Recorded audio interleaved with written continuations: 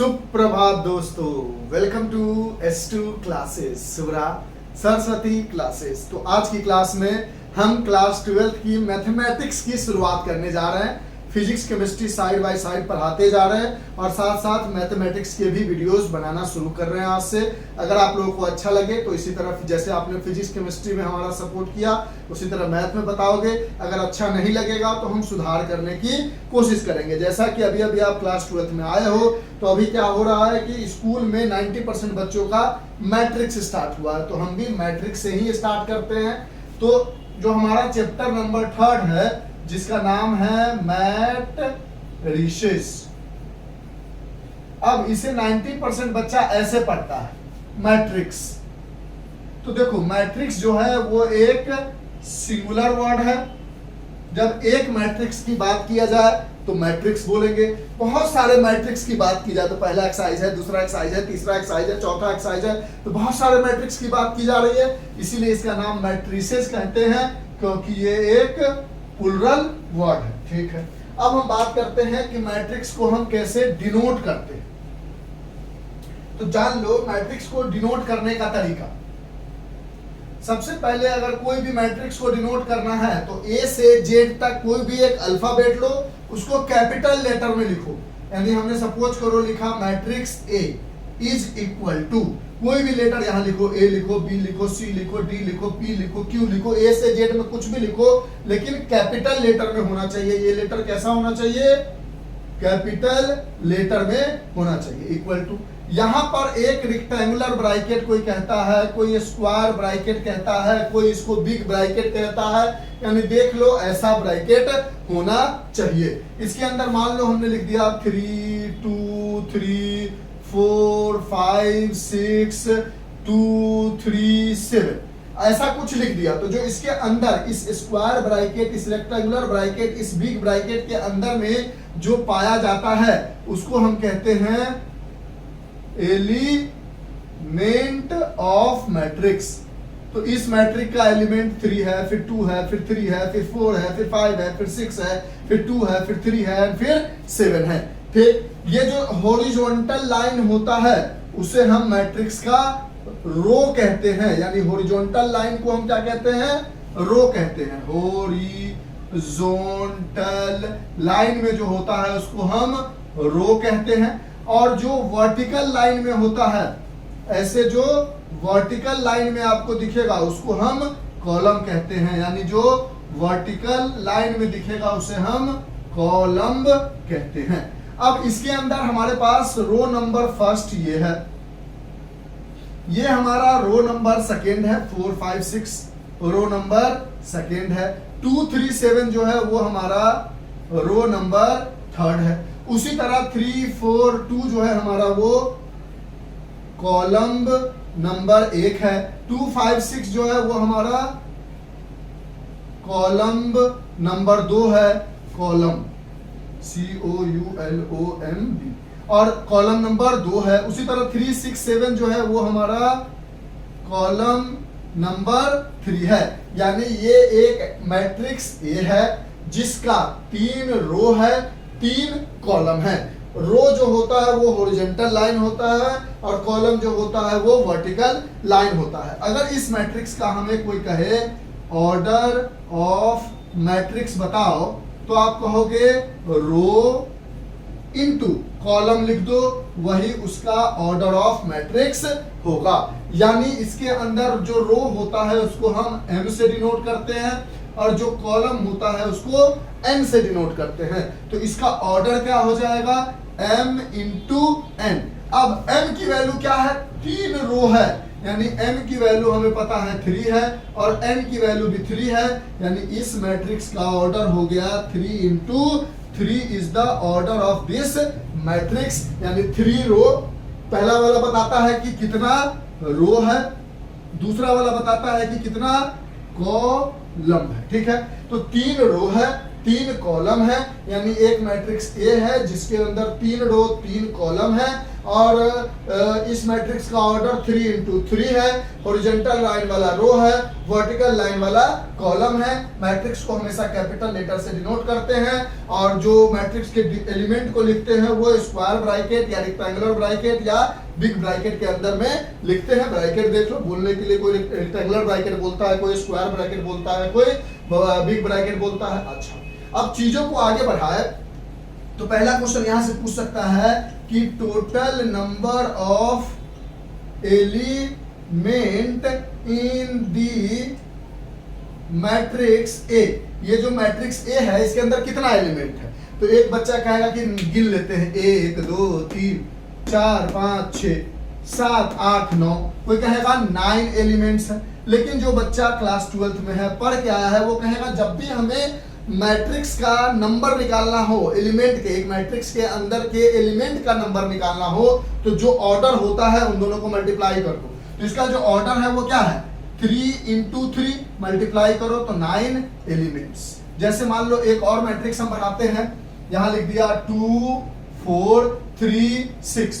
अब इस मैट्रिक्स का ऑर्डर क्या है, तो बोलोगे एक रो यहाँ है, एक रो यहाँ है, ये वाला कॉलम है, एक कॉलम नंबर 1 है, ये वाला कॉलम नंबर 2 है। तो 2 कॉलम है, 2 रो है, पहले रो को लिखते हैं फिर कॉलम को लिखते हैं, तो इसका ऑर्डर हो गया 2 × 2। इसके अंदर टोटल नंबर ऑफ एलिमेंट हो गया 4, एक एलिमेंट है, 2 एक है, 4 एक है, 3 एक है, 6, इस तरह से टोटल 4 एलिमेंट है।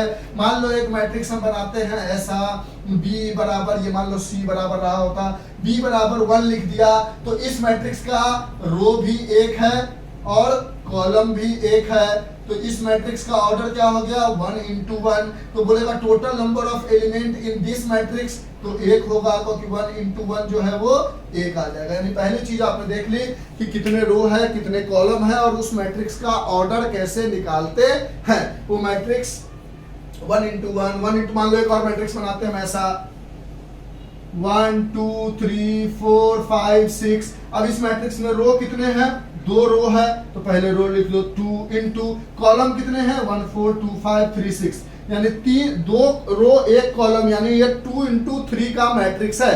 और जो मैट्रिक्स 2 × 3 का होगा उसके अंदर टोटल नंबर ऑफ एलिमेंट्स कितने होंगे, तो टोटल नंबर ऑफ जो एलिमेंट्स होंगे वो ऑर्डर को मल्टीप्लाई कर दो, तो 3 × 2 6 एलिमेंट्स होंगे। मन है तो चेक कर लो, 1 2 3 4 5 6 एलिमेंट हो गए। तो ये एक मैट्रिक्स का रिप्रेजेंटेशन हो गया। अब चीजों को आगे बढ़ते हैं, इरेज करके लिख लो। इसमें से सर कुछ नहीं लिखना था, ये तो हम स्कूल में ही समझ गया था। अच्छा ऐसी बात है, तो ठीक ही है। तो यहाँ और बाकी इसके हम क्वेश्चंस भी करेंगे, एग्जाम्पल भी करेंगे, एक्सरसाइज 3.1 भी करेंगे, तो आपको प्रॉब्लम नहीं होगी।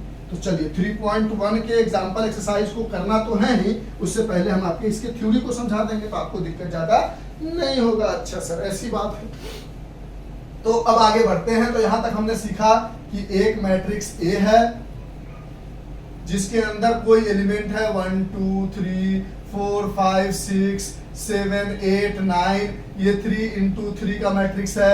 यानी किसी भी मैट्रिक्स का ऑर्डर ऑफ मैट्रिक्स लिखने के लिए हमने देखा कि हमें रो इनटू कॉलम करने की जरूरत है।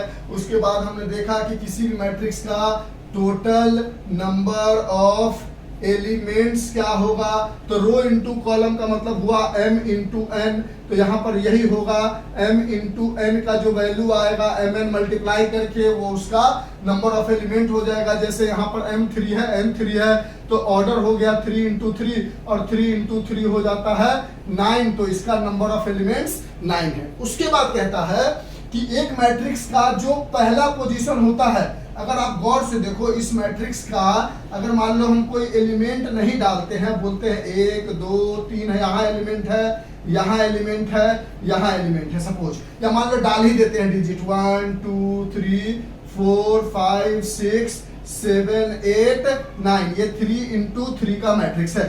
ये वाला एलिमेंट को अगर गौर से देखो तो ये फर्स्ट रो में पाया जा रहा है, एंड कॉलम भी इसका क्या है, देखो फर्स्ट रो में और फर्स्ट कॉलम में पाया जा रहा है।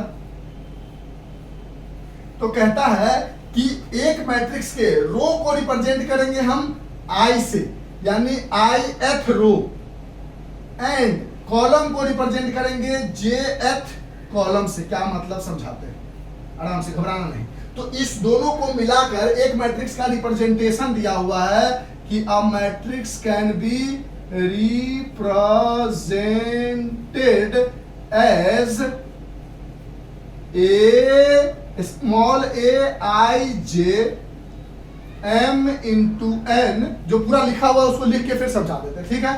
Where i is equal to greater than और equal to 1 but less than और equal to m, and j should be greater than or equal to 1 and less than or equal to n। कहता है कि एक matrix को हम कुछ इस तरीके से रिप्रेजेंट करेंगे जिसके अंदर जो i होगा वो m से छोटा और 1 से बड़ा और या बराबर, और 1 से j जो होगा वो n से छोटा और n 1 से बड़ा और बराबर। इसका क्या मतलब है समझो।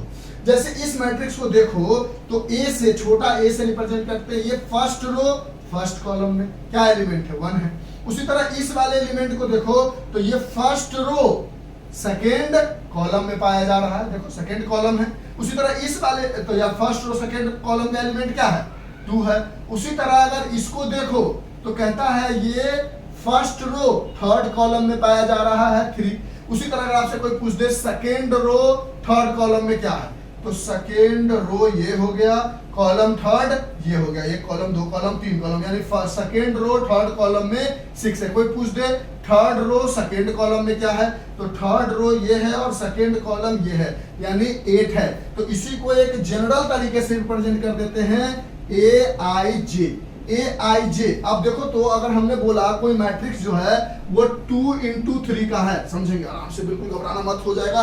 पहली चीज इतना तो पकड़ लिया ना कि एक मैट्रिक्स ए होता है जितना रो होता है उसको पहले लिखो, जितना कॉलम होता है उसको बाद में लिखो, और वो उसका ऑर्डर बन जाता है और उन दोनों को मल्टीप्लाई कर दो तो नंबर ऑफ एलिमेंट्स मिल जाता है। उसके बाद हम आपको समझा रहे हैं कि इसको रिप्रेजेंट कर सकते हो A11 से, पहला वाला ए जो स्मॉल ए से, यहाँ पर कैपिटल ए और एलिमेंट के लिए स्मॉल ए से रिप्रेजेंट करते थे। A11 का मतलब एक ऐसा एलिमेंट जो फर्स्ट रो फर्स्ट कॉलम में लाई करता है, एक ऐसा एलिमेंट जो फर्स्ट रो सेकेंड कॉलम में लाई करता है, एक ऐसा एलिमेंट जो फर्स्ट रो थर्ड कॉलम में लाई करता है, एक ऐसा एलिमेंट जो थर्ड रो पहला वाला रो दूसरा वाला column third row second column में लाई करता है, एक ऐसा एलिमेंट जो सेकेंड रो थर्ड कॉलम में लाई करता है, यानी आई जो है वो रो है और जे जो है वो कॉलम है। ठीक है सर। फिर आपने बोला कि आई की वैल्यू 1 से बड़ा m से छोटा, इसका क्या मतलब? अगर हमने बोला कि एक मैट्रिक्स है जो 2 into 3 का है, ठीक है, अब इसका मतलब ये है कि m की वैल्यू 2 है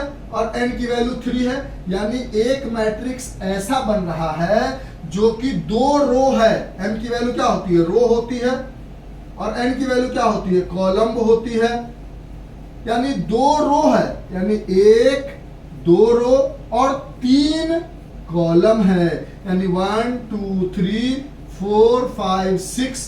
ऐसे लाइन हमने बनाकर ऐसे समझाया है, ऐसे लाइन आपको नहीं बनाना, सिर्फ ऐसे ब्रैकेट बना देना है 1 2 3 4 5 6। देखो इसके अंदर रो नंबर फर्स्ट ये है, हॉरिजॉन्टल रो होता है, रो नंबर सेकंड ये है, लेकिन इसके लिए कॉलम नंबर फर्स्ट ये, कॉलम नंबर सेकंड ये, कॉलम नंबर थर्ड ये, यानी एक ऐसा मैट्रिक्स है जिसका रो नंबर सेकंड है और कॉलम नंबर थर्ड है। इसमें अगर आपसे कोई पूछे A1 2 की वैल्यू बताओ, तो फर्स्ट रो सेकंड कॉलम 2 हो गया। अब देखो तो i की वैल्यू, i मतलब रो, तो जो एलिमेंट है उसमें जो ये वैल्यू है रो उतना ही एलिमेंट है, और जो 3 है उतना ही एलिमेंट है। मतलब जो हमारे पास i की वैल्यू है वो 2 से बड़ी होगी। देखो तो अगर आपने किसी ने लिख दिया कि i की जगह यहाँ पर 2 से ज्यादा नहीं होना चाहिए और j की जगह 3 से ज्यादा नहीं, हम आपसे पूछ दिए 3 2, यानी थर्ड रो, कोई रो है, बात नहीं पकड़ रहे हो। मतलब ये हम कहना चाह रहे हैं कि ये जो i और j है वो उतना ही होगा ना जितना उसका ऑर्डर में m और n आया है।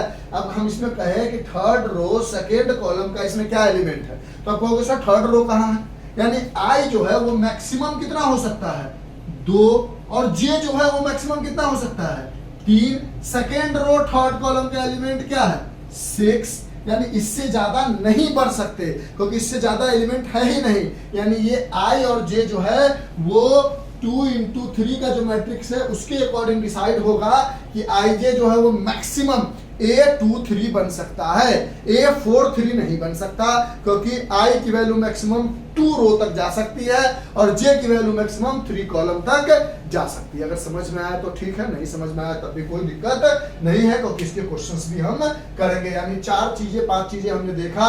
एक चीजें हमने देखा कि रिप्रेजेंटेशन ऐसे होता है, ऑर्डर ऐसे निकालते हैं, टोटल नंबर ऑफ एलिमेंट में ऑर्डर को मल्टीप्लाई कर देते हैं और एक मैट्रिक्स को कुछ इस तरीके से रिप्रेजेंट करते हैं जहां पर I रो को रिप्रेजेंट करता है और वो M से छोटा होना चाहिए, M के बराबर भी होगा लेकिन छोटा होगा, बराबर भी है और छोटा भी है, और J जो है वो N के बराबर या M से छोटा होगा। अगर 2 into 3 का मैट्रिक्स है तो इसकी मैक्सिमम एलिमेंट की पोजीशन A23 बन सकता है। अगर कोई मैट्रिक्स 4 into 3 का है तो इसका सबसे लास्ट एलिमेंट जो होगा वो 4 3 नंबर पर यानी 4th रो और 3rd कॉलम का एलिमेंट होगा, जो सबसे लास्ट एलिमेंट होगा। ये 1 2 3 बातें समझ में आई, ठीक है। इस पर क्वेश्चन भी है, इसलिए घबराना मत, हम अपने तरफ से पूरी कोशिश कर रहे हैं कि आपको समझ में आए, दिक्कत ना हो। बात बाकी इस पे इतना क्वेश्चन है कि क्वेश्चन बनाते बनाते बनाते बनाते आपको चीजें क्लियर हो जाएगी।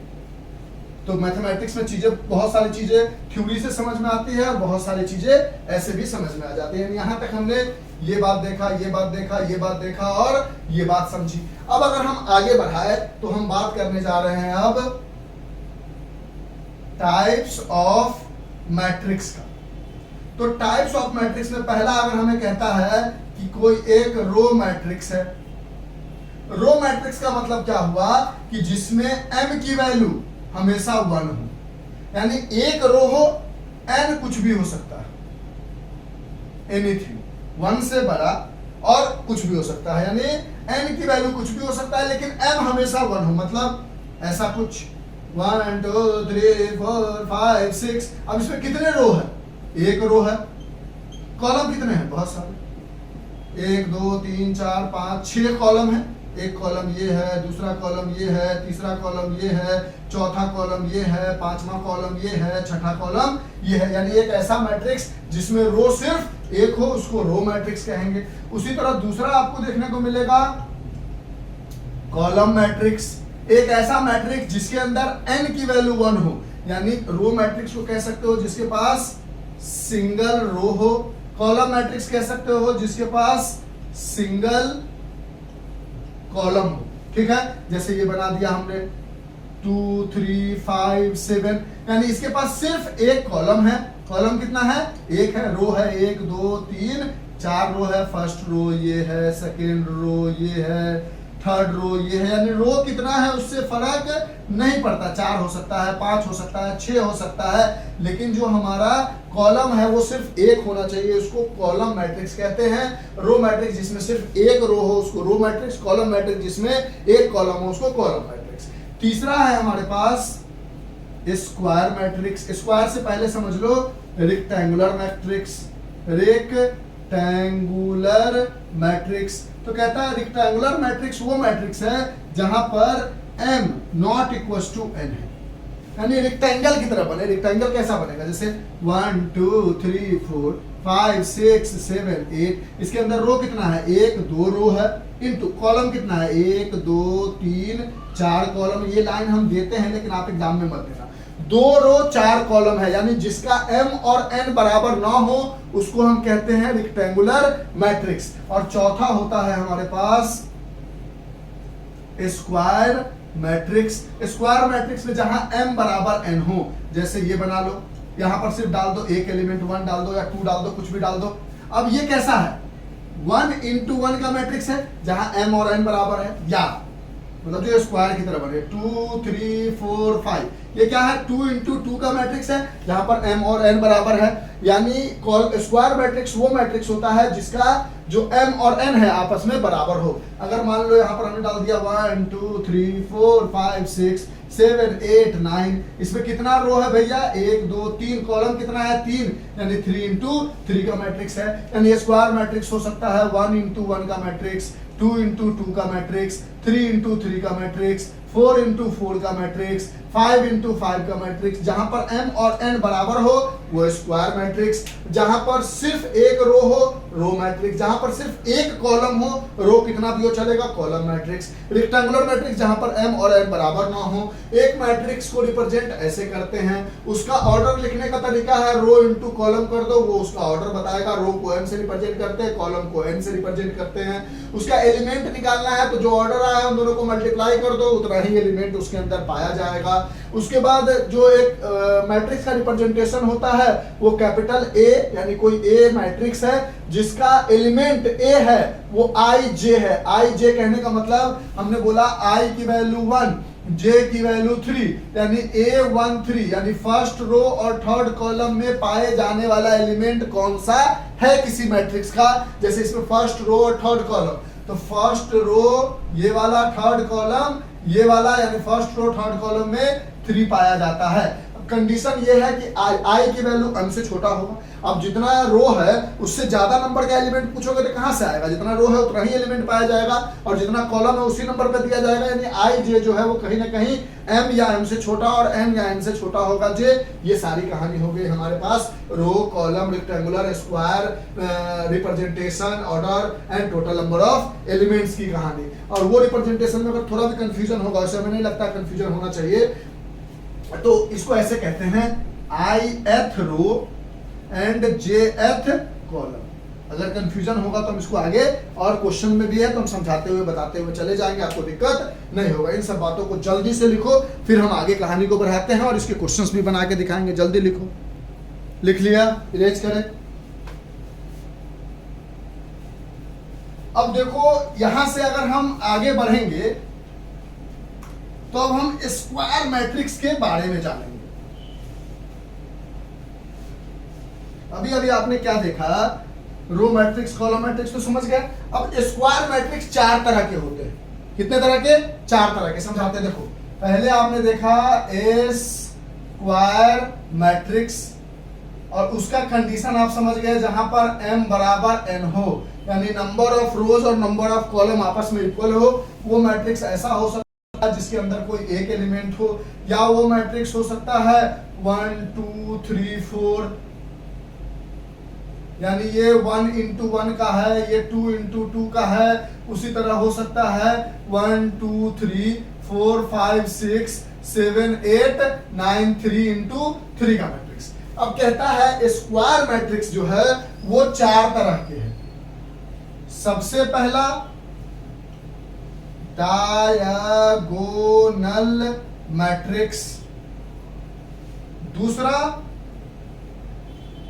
स्केलर मैट्रिक्स, तीसरा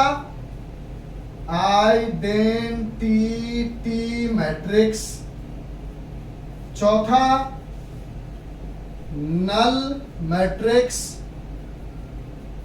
या जीरो मैट्रिक्स। यानी स्क्वायर मैट्रिक्स जो है वो 4 तरह के होते हैं। इसका मतलब यह है कि डायगोनल मैट्रिक्स जो भी होगा वो स्क्वायर वाला ही होगा, स्केलर मैट्रिक्स जो भी होगा वो स्क्वायर वाला ही होगा, आइडेंटिटी मैट्रिक्स जो भी होगा वो स्क्वायर वाला ही होगा। यानी इस मैट्रिक्स में भी m बराबर n होगा, इस मैट्रिक्स में भी m बराबर n होगा, क्योंकि ये स्क्वायर मैट्रिक्स का ही तो टाइप है। इस मैट्रिक्स में भी m बराबर n होगा और इस मैट्रिक्स में भी m बराबर n होगा, यानी नंबर ऑफ रोज बराबर नंबर ऑफ कॉलम होगा। तो कहता है डायगोनल मैट्रिक्स ऐसा मैट्रिक्स होता है जिसका डायगोनल के एलिमेंट को छोड़कर सारा एलिमेंट 0 हो। डायगोनल का एलिमेंट मतलब ये, डायगोनल का एलिमेंट मतलब ये डायगोनल का एलिमेंट है। मतलब एक एलिमेंट एक बनाया, एक वाला बनाया तब तो एज इट इज रहने दिया। जिसके अंदर 1 इंटू 1 का मैट्रिक्स बनाया तो उसके अंदर तो सिर्फ ऐसा मान लो 3 लिख दिया, तो ऐसा रहने दिया, ऐसा रहने दिया। लेकिन अगर 2 वाला मैट्रिक्स बनाया तो 2 0 0 3, यानी डायगोनल को छोड़कर सब 0। 3 वाला बनाया तो 2 0 0 0 3 0 0 0 4। तो ये ऐसे मैट्रिक्स है जिसका डायगोनल एलिमेंट तो है लेकिन उसके अलावा सारे एलिमेंट्स 0 है, उसको डायगोनल मैट्रिक्स कहते हैं। स्केलर मैट्रिक्स जो होता है वो मान लो यहाँ 2 लिखा, समझाते हैं, सब एक दूसरे से मिलता जुलता है। देखो अपने आप समझ जाओगे।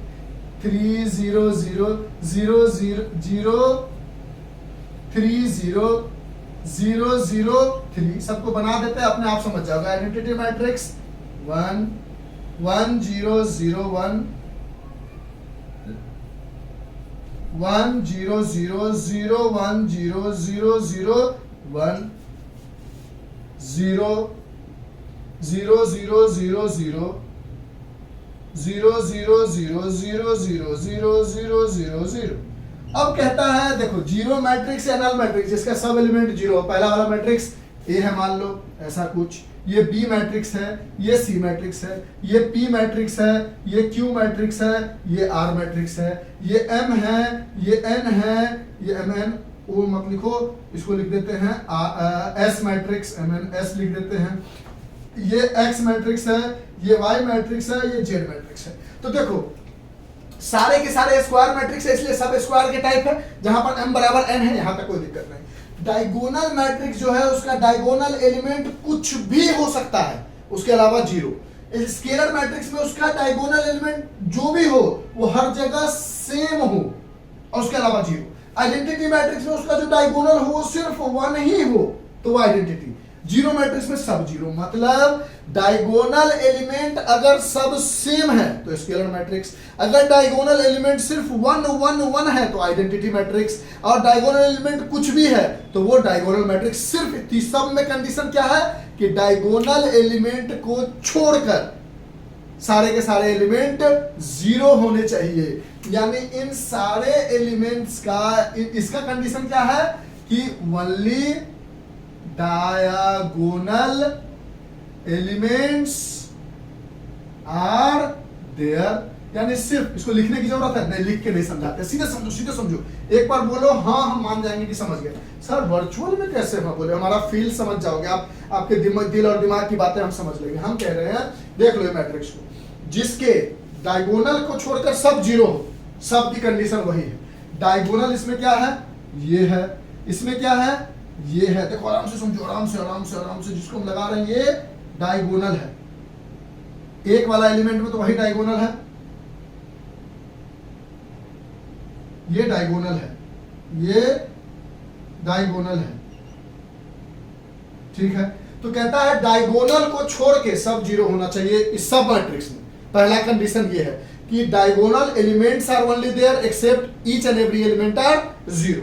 जब डायगोनल एलिमेंट कुछ भी हो लेकिन सेम ना हो तो डायगोनल मैट्रिक्स, डायगोनल एलिमेंट कुछ भी हो लेकिन सेम हो तो स्केलर मैट्रिक्स, सेम होने के साथ साथ सिर्फ वन हो तो आइडेंटिटी मैट्रिक्स, सेम होने के साथ साथ सिर्फ डायगोनल एलिमेंट भी जीरो बन जाए तो जीरो मैट्रिक्स। इस एग्जांपल को देखकर आपको मेरे हिसाब से समझ में आ गया होगा, ठीक है। अब स्क्वायर मैट्रिक्स का ही एक और टाइप है, टाइप नहीं कहो कह सकते, जिसको हम कहते हैं इक्वल मैट्रिक्स। यानी इक्वल मैट्रिक्स तभी होगा जब कोई स्क्वायर मैट्रिक्स होगा। पहला कंडीशन यही है कि इक्वल मैट्रिक्स को भी स्क्वायर मैट्रिक्स होना होगा जहां पर m बराबर n होगा, यानी अगर ये 3 into 3 का ऑर्डर है तो ये दूसरे मैट्रिक्स 3 into 3 के ऑर्डर के बराबर ही होगा। मान लो यहाँ x है, y है, z है, p है, q है, r है, a है, b है, c है, यहाँ 1 है, 2 है, 3 है, 5 है, 6 है, 3 है, 2 है, 3 है, 4 है। तो जब दो सेम ऑर्डर वाले मतलब सेम स्क्वायर मैट्रिक्स दोनों के दोनों हो, पहला कंडीशन ये है कि दोनों मैट्रिक्स का ऑर्डर सेम होना चाहिए। दूसरा कंडीशन ये है कि दोनों के दोनों स्क्वायर मैट्रिक्स होना चाहिए।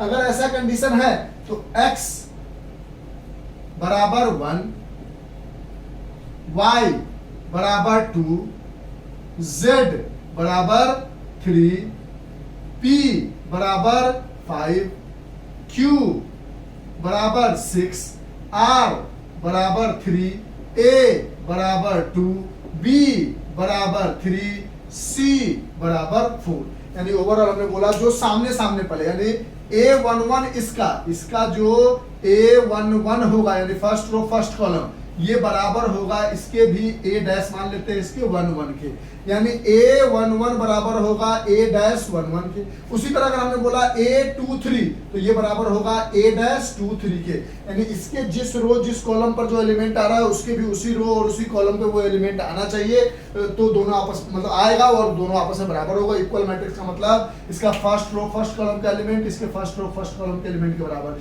इसका थर्ड रो थर्ड कॉलम का एलिमेंट इसके थर्ड रो थर्ड कॉलम के बराबर। और इसके लिए भी ये कंडीशन है कि स्क्वायर मैट्रिक्स होना चाहिए और आपस में दोनों सेम ऑर्डर का मैट्रिक्स होना चाहिए, स्क्वायर मैट्रिक्स भी होना चाहिए और जो दो मैट्रिक्स आपस में इक्वल है उसके सेम ऑर्डर भी होना चाहिए। और this is all about exercise 3.1। 3.1 की सारी बातें हमने आपको समझा दी। जो बातें आपको समझ में आई वो वेरी गुड, जो नहीं आई वो क्वेश्चन के थ्रू समझने की कोशिश करते हैं, लेकिन ये पूरा देख के जाओगे तो आपको इस एक्सरसाइज में तो दिक्कत नहीं होगा 3.1 में, ये मेरी गारंटी है। यहाँ तक हमने अपनी तरफ से समझाने की कोशिश की है। लिखो, अब हम एक्सरसाइज के क्वेश्चंस पे आते हैं। मिटाने में टाइम जाता है तो हम पॉज करके इसको मिटा के डायरेक्ट क्वेश्चन चिपका के रखेंगे, ये सारी बातें लिख लो। पॉज से हटाएंगे तो मिट चुका होगा, स्क्रीनशॉट ले लो। ठीक है सर, ले लिया। तो अब आगे बढ़ते हैं और सबसे पहला एग्जाम्पल को पढ़ते हैं, जो एग्जाम्पल नंबर फर्स्ट है। कहता है consider the following information regarding the number of main and women in a factories first second third. Main worker 30 है तो उस फैक्ट्री में वुमेन वर्कर 25 है। कोई एक फैक्ट्री सेकेंड नंबर का है जिसके अंदर 25 मेन वर्कर है, 31 फीमेल वर्कर है। एक और फैक्ट्री है जिसके अंदर 27 मेन वर्कर है और 26 वुमेन वर्कर है। तो कहता है represent in the matrix in 3x2 matrix, यानी एक मैट्रिक्स तैयार करो। मान लेते हैं ये मैट्रिक्स ए है और इसको किस में बनाना है, 3x2 मैट्रिक्स में। तो 3x2 का मतलब क्या है कि m की वैल्यू 3, n की वैल्यू 2, यानी 3 रो है और 2 कॉलम है। अपने सुविधा के लिए एक डैश यहाँ 1 2 कॉलम है, यानी 2 ही कॉलम और 3 रो है। देखो ऐसे ऐसे 2 कॉलम और ऐसे ऐसे 3 रो। उसके बाद मेन को एक साथ लिखो, तो पहला में कितना मेन है 30, तो उसमें फीमेल कितना है 25। दूसरे में कितना मेल है 25, तो फीमेल कितना है 31। तीसरे में कितना है 27, फीमेल कितना है 26। ये मैट्रिक्स तैयार। कहता है in the given entry third row and second column का एलिमेंट क्या होगा, यानी आपसे पूछ रहा है ए आई जे में आई की वैल्यू है 3, थर्ड है रो है और जे की वैल्यू है सेकेंड कॉलम, यानी आपसे कह रहा है कि ए 3 2 की वैल्यू बताओ क्या होगा। यानी थर्ड रो 1 2 तीसरा रो और सेकेंड कॉलम की वैल्यू क्या है 26। यही आई जे कर रहे थे कि आई मतलब वो किस नंबर के रो की बात कर रहा है और जे मतलब किस कॉलम की बात कर रहा है, किस नंबर के रो की और किस कॉलम की बात कर रहा है। ठीक, तो ये एक मैट्रिक्स है जिसका 3x2 बनाना था, डाटा दिया हुआ था, बना दिया। उसके थर्ड रो और सेकेंड कॉलम का एलिमेंट पूछ रहा था जो 26 है। पहला एग्जांपल कंप्लीट। अब हम दूसरे एग्जांपल की तरफ बढ़ते हैं। समझ गए, कुछ नहीं था इसमें। अब दूसरे एग्जांपल में कहता है if a matrix has 8 element, एक मैट्रिक्स है जिसके पास नंबर ऑफ एलिमेंट्स कितना है, तो 8 एलिमेंट्स है। ठीक, कहता what are the possible order it can have. तो हम चाह सकते हैं, मान लेते हैं 8 एलिमेंट, हम अपने तरफ से मान लेते हैं, ऐसा दिया नहीं आपको समझाने के लिए। मान लेते हैं वो एलिमेंट 1 2 3 4 और एक 0 भी है, 0 1 2 3 4 5 6 7 8 7 तक है। तो 8 एलिमेंट हो गया, 1 2 3 4 5 6 7 8। तो एक हम बना सकते हैं जिसको सीधा सीधा रख दे, 0 1 2 3 4 5 6 7 और ये 1 into 8 का मैट्रिक्स बन गया। इसको हम क्या कहेंगे, रो मैट्रिक्स, क्योंकि एक ऐसा मैट्रिक्स जिसके m की वैल्यू यानी रो की वैल्यू 1 है और एक ऐसा मैट्रिक्स जिसके n की वैल्यू और कॉलम की वैल्यू क्या है 8 है। यानी ये हमारा एक रो मैट्रिक्स, मतलब पूछ रहा था कितने पॉसिबल मैट्रिक्स बना सकते हो, तो एक 1 into 8 का बना सकते हैं। एक इसी तरह आप चाहो तो 8 into 1 का बना सकते हो, इसी को पलट दो, 0 1 2 3 4 5 6 7, यानी ऐसा हो सकता है कि इसका 8, सॉरी पहले तो रो लिखते हैं ना, 1 into 1 इंटू 8 का मैट्रिक्स है जिसका नहीं सॉरी ठीक है 8 इंटू 1 का मैट्रिक्स है जिसका 1 2 3 4 5 6 7 8 रो है और एक कॉलम है, और ऐसे मैट्रिक्स को क्या कहते हैं? कॉलम मैट्रिक्स कहते हैं। ये समझाना नहीं था, हमने समझा दिया, आप समझो। कह रहा था कि मान लो 8 एलिमेंट है एक मैट्रिक्स में, तो उसके कितने पॉसिबल ऑर्डर हो सकते हैं, किस किस तरह का मैट्रिक्स बना सकते हो। तो ये समझाने के लिए हमने समझा दिया, आप सीधा समझ लो, ये डिजिट विजिट नहीं है। अब सीधा इस बात को समझ लो, रो मैट्रिक्स और कॉलम मैट्रिक्स को रिवाइज कराने का मन था तो करा दिया। तो मान लेते हैं एक मैट्रिक्स बना सकते हो जिसका एक रो 8 कॉलम हो, 8 एलिमेंट, क्योंकि नंबर ऑफ एलिमेंट कैसे निकलता है? इन दोनों को मल्टीप्लाई करके। आपको पता है जो नंबर ऑफ एलिमेंट निकलता है वो m इंटू n का जो मल्टीप्लीकेशन आता है, तो यहाँ 1 इंटू 8 का मल्टीप्लीकेशन 8 आएगा। यानी एक पॉसिबिलिटी ये है, एक पॉसिबिलिटी ये है कि 8 इंटू 1 कर लो, एक पॉसिबिलिटी ये है कि 4 इंटू 2 कर लो, 8 हो जाएगा। एक पॉसिबिलिटी ये है कि 2 रो 4 कॉलम कर लो, और कोई पॉसिबिलिटी है नहीं। यानी एक पॉसिबिलिटी है कि 1 इंटू 8 का एक मैट्रिक्स बना लो। दूसरा पॉसिबिलिटी है कि 8 इंटू 1 का 1 इंटू 8 मतलब एक रो 8 कॉलम, 8 इंटू 1 का मतलब 8 रो 1 कॉलम। एक पॉसिबिलिटी है कि 2 इंटू 4 यानी 2 रो 4 कॉलम। एक पॉसिबिलिटी है 4 रो 2 कॉलम की मैट्रिक्स बना लो। और कोई तरीका है? यानी आपको इसमें देखना पड़ता है कि मल्टीप्लाई करके 8 एलिमेंट है तो 8 कब कब आ सकता है। तो 1 गुने 8, 8 गुने 1, 2 गुने 4, 4 गुने 2, ये 4 ऐसी पॉसिबिलिटी है जिस ऑर्डर का हम मैट्रिक्स तैयार कर सकते हैं। बात समझ में आई? अब नेक्स्ट एग्जांपल पे आते हैं। एग्जांपल नंबर 3 कहता है कंस्ट्रक्ट अ मैट्रिक्स 3 इंटू 2। एक मैट्रिक्स बनाओ 3 इंटू 2 का। किसका बनाओ? 3 इंटू 2 का।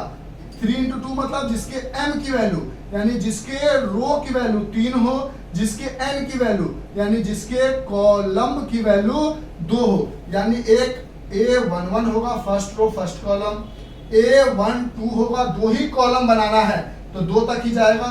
फिर A21 होगा, A22 होगा, A31 होगा, A32 होगा। यानी ये एक ऐसा मैट्रिक्स बन के तैयार हो गया जिस मैट्रिक्स का रो जो है वो 3 है और कॉलम जो है वो 2 है। उसके बाद आगे फार्मूला दिया हुआ है आपके पास, देखते हैं चीजों को। इरेज करें फर्स्ट वाला, ये फर्स्ट, ये सेकेंड वाला का आंसर था। इरेज करें, लिख लो लिख लो लिख लो, फास्ट लिखो, घबराने की बिल्कुल जरूरत, जल्दी लिखो। इरेज कर दे, इसको लिख लिया, हटा देना। हाँ सर। तो ये एक मैट्रिक्स है जिसमें हमारे पास पहला रो पहला कॉलम ऐसे रिप्रेजेंट करते हैं। तो 3 इंटू 2 का मैट्रिक्स बनाना, जहां पे फॉर्मूला दिया हुआ है Aij is equal to 1/2 mod I minus 3j। तो कहता है इस मैट्रिक्स की वैल्यू बताओ क्या होगा। तो अब कितना है पहले हमें निकालना है A11 यानी I की जगह 1, J की जगह 1 डालो, 1/2। और ये कोई फार्मूला नहीं है, ये हर क्वेश्चन में अपना अपना दिया जाएगा, समझो। एक मैट्रिक्स कह रहा है 3 इंटू 2 बना, तो बना लिया A11 A12 8, क्योंकि 2 कॉलम है तो मैक्सिमम n की वैल्यू 2 गई, 3 रो है तो मैक्सिमम n की वैल्यू मतलब पहला वाला m, तुम कहता है मैक्सिमम 3m होना चाहिए तो 3 कर दिए। उसके बाद n की वैल्यू 2 यानी 2 कॉलम होना चाहिए तो 2 कॉलम बनाया, 1 और 2 कॉलम, 1 2 3 रो बनाया। देखो ना, ये रो नंबर 1, ये रो, हाँ सर समझ गया, अच्छा कोई बात नहीं, ये रो नंबर 3, ये कॉलम नंबर फर्स्ट, ये कॉलम नंबर सेकंड, 2 कॉलम और 3 रो। अब इसमें हमें कहता है कि एक फार्मूला आपको ऐसा दे दिया गया है, अब हर एलिमेंट का वैल्यू बताओ। तो अगर A11 की वैल्यू निकालनी है तो I की जगह 1 माइनस 3 इंटू J की जगह 1, क्योंकि 1 है, I भी 1 J भी 1। यहां से आपको मिला 1/2, ये मिला 1 माइनस 3 दैट इज 1/2 और ब्रैकेट यहां आया -2, क्योंकि ये मॉड के साथ है और जब कोई भी चीज मॉड के अंदर होती है तो उसके बाहर निकलती है तो पॉजिटिव पॉजिटिव बन के और निगेटिव पॉजिटिव बन के, तो ये आ गया 1/2 इंटू 2 से 2 कट गया यानी 1 आ गया। यानी A11 की वैल्यू आपको क्या मिली? 1 मिल गई, वहां पर रहने देते हैं। फिर आपको निकालना है A12, तो आप जल्दी से निकाल लोगे। अब I की जगह क्या डालोगे? 1 माइनस 3 इंटू J की जगह क्या डालोगे? 2, ये तो 1 1 2 की वैल्यू आ गई, तो यहां से 1/2 ये आ गया 1 माइनस 6 दैट इज 1/2 माइनस 5, तो -5 बाहर निकलेगा तो 5/2 आ जाएगा। फिर A21 की वैल्यू निकालोगे तो 1/2 1/2, अब I की जगह 2 माइनस 3 इंटू 1, J की जगह 1, तो ये हो गया 1/2, 2 माइनस 3 घट के आएगा 1/2 माइनस 1, बाहर निकलेगा +1 बन के, तो 1/2 इंटू 1, ये आ गया 1/2। तो यानी आपको धीरे धीरे हटा दे इसको क्वेश्चन को, ताकि जगह चाहिए, हटाना नहीं चाहते हम यहाँ से। तो आपने A11 A12 यानी इसके बराबर में अगर आप लिखो एक 3 इंटू 2 का मैट्रिक्स, तो जिसका A11 आपको आया है 1, A12 आया है आपको 5/2, A21 आया है आपको 1/2। अब आपको निकालना है A22, फॉर्मूला है 1/2।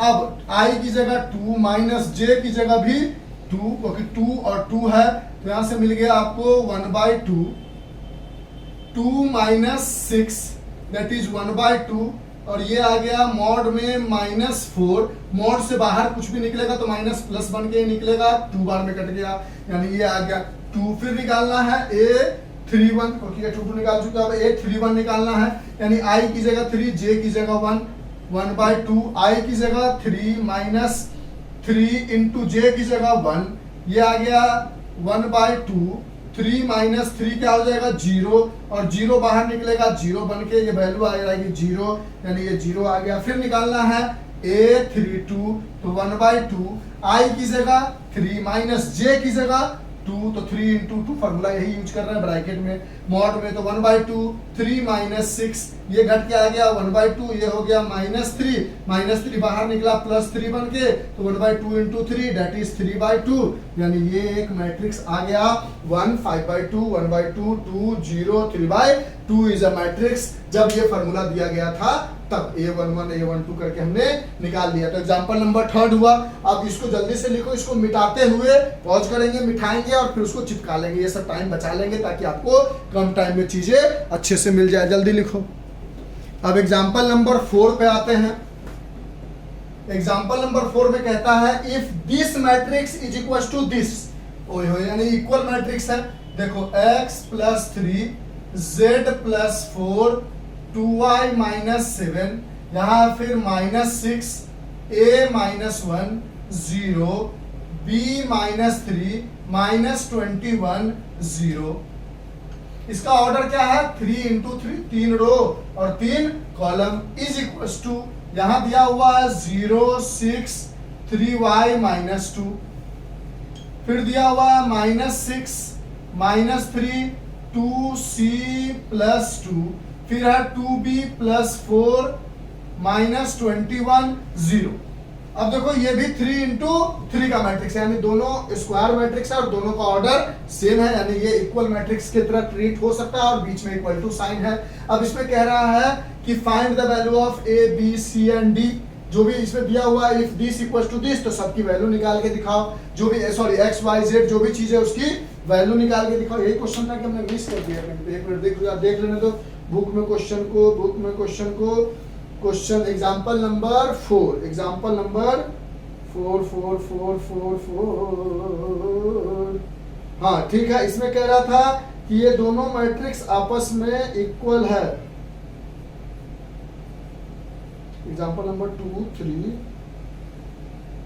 एग्जांपल नंबर 4, हाँ find the value of a b c d x y z, ठीक है, वो लिखना भूल गया, ठीक। Find the value of a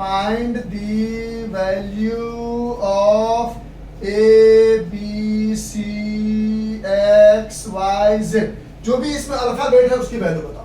तो दोनों ऑर्डर मैट्रिक्स इक्वल है, तो ये इसके बराबर, यानी x + 3 = 0, यहां से x की वैल्यू -3 खत्म। फिर z + 4 = 6, यानी z + 4 = 6, यानी z = 6 - 4 दैट इज z = 2 खत्म। फिर आगे बढ़ो, इसकी वैल्यू चाहिए, ये -6 इक्वल है, इक्वल मैट्रिक्स है, इसलिए ये और ये इक्वल होगा, यानी a - 1 = -3, तो a = -3 + 1, यानी a = -2, तो a की वैल्यू पता चल गई। और कहाँ चाहिए, यहाँ पर 2b - 3 = 2b + 4, और c की वैल्यू यहाँ पर चाहिए, यानी इस जगह पर देखोगे तो 0 = 2c + 2, यानी 0 = 2c + 2, 2 इधर आएगा तो -2 = 2c, तो ये 2 इधर लाओगे तो -2/2 = c, यानी c = -1 आ गया। फिर उसके बाद b minus 3 is equal to 2b plus 4। यहां से इस b को उधर ले जाओ, 4 को इधर ले आओ, तो ये -3, 4 इधर आएगा -4 इज 2b, b उधर जाएगा -b, -7 इज b, यानी b की वैल्यू आ गई -7। तो a का वैल्यू -2, b का वैल्यू -7, c का वैल्यू -1, x का वैल्यू -3, y नहीं निकालना था, ये भी y निकालना था, z की वैल्यू 2 आ गई, y निकालना है, तो ये और ये इक्वल होगा, तो 2y minus 7 is equal to 3y minus 2। 3y को इधर लेकर आओ तो 2y माइनस 3y, 7 को उधर लेकर जाओ तो -2 प्लस 7, यानी ये आ गया -y इज इक्वल टू +5। यहाँ से मिल गया y बराबर -5, यानी a की वैल्यू, b की वैल्यू, c की वैल्यू, x की वैल्यू, y की वैल्यू और z की वैल्यू निकालनी। ये इसके सामने था तो ये दोनों इक्वल, ये इसके पास में था तो ये दोनों इक्वल, ये सेम पोजीशन पर था तो ये दोनों इक्वल, ये सेम पोजीशन पर था तो ये दोनों इक्वल, ये सेम पोजीशन पर था तो ये दोनों इक्वल, ये सेम पोजीशन पर था तो ये दोनों इक्वल, और जो बचा हुआ है ऑलरेडी इक्वल दिया हुआ है, क्योंकि ये एक इक्वल मैट्रिक्स है तो इक्वल देना पड़ेगा। ठीक है, तो ये भी क्वेश्चन हो गया। अब लास्ट क्वेश्चन भी सेम चीज कह रहा है, इरेज करें। एग्जाम्पल नंबर 5,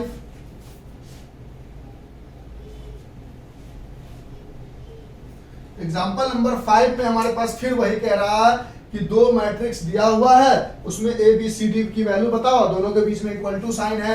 एक मैट्रिक्स है 2a प्लस b, एक मैट्रिक्स है 5c माइनस d, एक मैट्रिक्स है a माइनस 2b, एक मैट्रिक्स है 4c plus 3d is equal to में है 4 -3 11 और 24। ये भी 2 इंटू 2 का मैट्रिक्स है और ये भी 2 इंटू 2 का है, यानी दोनों के दोनों स्क्वायर मैट्रिक्स है, दोनों के दोनों का ऑर्डर सेम है, यानी इक्वल मैट्रिक्स का कंडीशन फुलफिल हो रहा। अब ये इसके बराबर हो जाएगा, यानी 2a plus b equal to 4 हो जाएगा। मार्कर चेंज कर लेते हैं। ठीक है सर, क्या इससे डायरेक्ट वैल्यू तो निकल नहीं रहा है, तो आगे इक्वेशन लिख लेते हैं। यहां से ये इसके इक्वल हो जाएगा, यानी a minus 2b equal to -3 हो जाएगा। फिर ये इसके इक्वल हो जाएगा, यानी 5c minus d equal to 11, और एक इक्वेशन बनेगा 4c plus 3d is equal to 24। अब इन चारों इक्वेशन को इधर उधर करके सॉल्व करना है। हम एक काम करते हैं, इसको 2b को उधर ले जाते हैं, तो a बराबर -3 प्लस 2b हो जाएगा। a की जगह ये वैल्यू पुट कर देते हैं, तो 2 इंटू a की जगह वैल्यू डाल दिया -3 plus 2b plus b equal to 4। बच्चों वाला इक्वेशन है ना, a की जगह ये पूरा वैल्यू उठा के डाल दिया, उससे आगे 2 था तो 2 लगा दिया, बाहर में प्लस b था तो प्लस b लिख दिया इक्वल टू 4। अंदर मल्टीप्लाई करोगे तो ये हो जाएगा -6 प्लस 4b, -6 प्लस 4b 2 2 जा 4 plus b is equal to 4। इसको आगे सॉल्व करोगे तो -6 plus 5b is equal to 4, यही होगा। हाँ, यहाँ से 6 को उधर ले जाओगे तो 5b इक्वल टू 4 प्लस में चला जाएगा 6, तो b equal to 4 6 10 upon 5 that is 2, यानी b की वैल्यू 2 आ गई। एक बार b की वैल्यू निकल गई, यहाँ पुट कर दो, तो a बराबर -3 प्लस 2 इंटू 2, b की जगह 2 डाल दिया, तो a बराबर -3 प्लस 4, तो a बराबर 1 प्लस 1, क्योंकि प्लस 4 बड़ा है। a की वैल्यू मिल गई, b की वैल्यू मिल गई। अब उसी तरह इस दोनों इक्वेशन पे कम्युनिकेशन करो, तो यहाँ से लिख सकते हो आप d को उधर ले जाओ, 11 को इधर ले आओ, तो 5c माइनस 11 बराबर d लिख सकते हो, इसमें पुट कर दो। 4c प्लस 3 इंटू डी की जगह पुट कर दो, 5c माइनस 11 इज 24, ये हो जाएगा 4c प्लस, इसको इससे मल्टीप्लाई करोगे 15c, इसको इससे मल्टीप्लाई करोगे -33 इज 24, इन दोनों को ऐड करोगे तो ये आ जाएगा 19c, 33 को उधर ले जाओगे तो 24 प्लस 33 हो जाएगा, यानी 19c बराबर 4 3 7 3 2 5 57। तो यहाँ से c बराबर 57 अपॉन 19, 19 3 जा 57, यानी ये c की वैल्यू 3 आ गई। यहाँ पुट कर दो तो d बराबर 5 इंटू 3 माइनस 11, यानी d बराबर 15 माइनस 11, यानी d बराबर 4 आ गई वैल्यू। c ठीक निकाला, ठीक। तो ये इस तरह से हमने आपको 5 एग्जाम्पल दिया गया था, 5 एग्जाम्पल बता दिया। अब इसके एक्सरसाइज के क्वेश्चन नेक्स्ट वीडियो, क्योंकि टाइम हमें लगता है कि 1 घंटे होने वाले। हाँ, 48 मिनट हो गए। तो हमने थ्योरी समझाई और एग्जाम्पल समझाया। अब इसकी एक्सरसाइज को नेक्स्ट वीडियो में कर देंगे ताकि आपको प्रॉब्लम ना हो। तो ये हमारे लिए क्लास 12 10th की मैथ तो हम ऑलरेडी पढ़ा रहे हैं, क्लास 12 की फिजिक्स केमिस्ट्री ऑलरेडी पढ़ा रहे हैं। ये क्लास 12 की मैथ्स की पहली वीडियो थी। अच्छा लगे तो कमेंट करके बताना कि सर ठीक था या नहीं था, या कुछ सुधार की जरूरत होगी तो हम कोशिश करेंगे कि इम्प्रूव करें अपने आप को आपको समझाने में। और लंबा होने की वजह से हमने इसको सेकेंड पार्ट में इसका हम जो एक्सरसाइज 3.1 है उसको बता देंगे, फिर 3.2, फिर 3.3, और इस साल के लिए 3.4 डिलीटेड है तो उसको नहीं बताएंगे। जिस ईयर 3.4 फिर से आ जाएगा तो उसको बता देंगे। अभी डिलीटेड है, अभी छोड़ देते हैं, अभी आपको पढ़ना है तो अभी आप काम चलाओ। ठीक है, तो इन सबको लिख लो। 5 एग्जाम्पल था, उसके बाद एक्सरसाइज शुरू हो जाता है। तो आज के लिए इतना ही। Bye, have a nice day, enjoy, take care, stay home and stay safe. Bye, thank you sir. लिख लो इन सब बातों को। बाय।